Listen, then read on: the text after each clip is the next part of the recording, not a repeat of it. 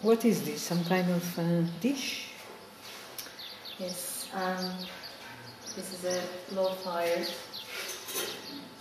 pot, and it has a kind of a medium size with two handles. Oh, yeah. Horizontal handles, which is a typical Neolithic Çatalhöyük. And you got all the bits? Mostly, not every single piece, but me and Nurcan, the ceramic specialist, we excavated out together from the site, but it was already broken into pieces, but we managed to get it all together.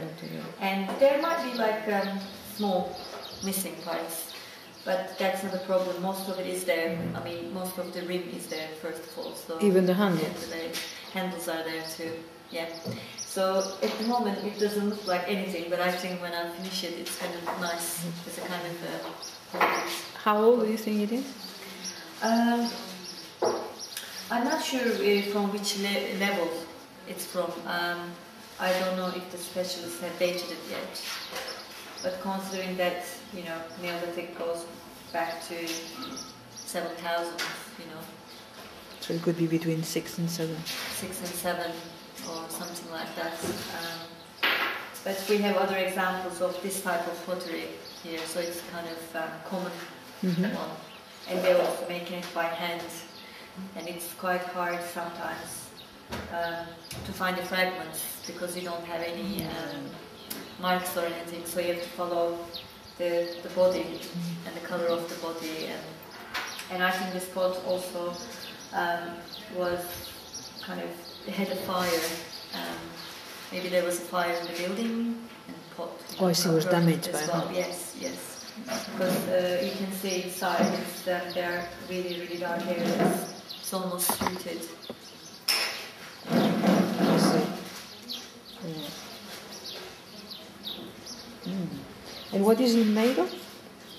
It's low-fire clay.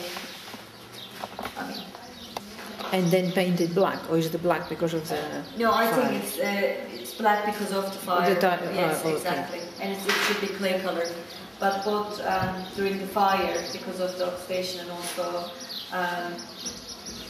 during the burial period in the environment, it changes the color, and when you look at one side, it's slightly different than the other side. So you have to keep, looking at each fragment and try to fit it in the right area. So I just started adhering it, basically, and reconstructing it. But it's taking, it's a slow process. How long do you think it will take you altogether? I don't know.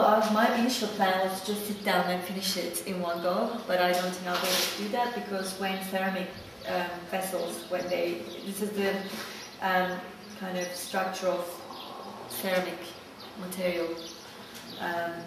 When vessels, when they break, the shirts, the whole thing's bent. So then it's harder to put the fragments together. They seem like they go together with joints, but joints usually are not that perfect. So you have to kind of make sure, aesthetically also it should look good. Do you add anything to it? Sorry? Do you add anything? Add anything to it? Well, if necessary, once I finish it, then I'll check how much gaps are there and also whether they affect the whole pot. And if necessary, then I make some fills. And what would you use for that? Plaster. Plaster. And I will discuss it with the specialist, of course, and whether she wants that plaster fills to be colored slightly. We don't mimic anything, so we would just lightly color it so that you wouldn't see the white plaster, but then at the same time you would recognize see the difference. And the gluing material, what is it? It's a conservation grade adhesive. We use it often for many materials here. It's been tested, so we know that it's safe. It won't damage the actual. No. So But it is fun because it's almost like it was in situ. The pot was in situ on site, and as the specialist said, we don't get many stew pots, and the ones that we get usually are not complete. There are huge gaps, so they can't see the shape and the form. But this is going to be, I think, nice to to show to people, show to the visitors and study. And how big is it inside? I think it's about that big. Right. I'm assuming. And was there anything inside? Do you know? No, we took samples, soil samples, but I don't know yet whether they looked at it.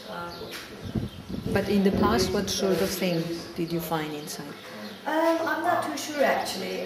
Maybe you should check with the ceramic specialist for that. But for example, there is a person here who is actually taking samples for starch. Because now I'm curious whether they use starch and whether they can extract it from the ceramic pots, or for example milk. Things like that. So they took samples again this year to be analyzed again. So we'll hear about it probably next year.